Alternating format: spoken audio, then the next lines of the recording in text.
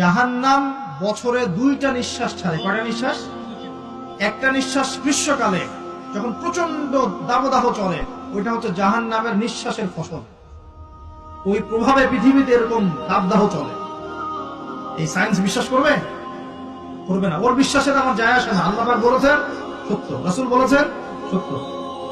আরেকটা হচ্ছে শীতকালে যখন প্রচন্ড ঠান্ডা, তখন শীতকালে জাহান্নামের এমন একটা জায়গা আছে যেটা কিন্তু শীতল জায়গা।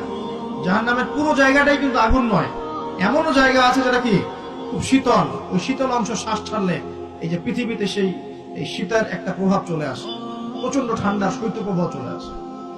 এটা হয়তো অনেকে বিশ্বাস করবে না, মনে করবে যে ধর্মান্ধ কথাবার্তা।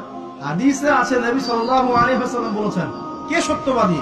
এই পুরো সভ্যতার রাসূল সাল্লাল্লাহু আলাইহি ওয়াসাল্লাম। এই বিশ্বের সমস্ত মানুষ সত্যবাদী বেশি না আল্লাহ রাসূল বেশি সত্যবাদী?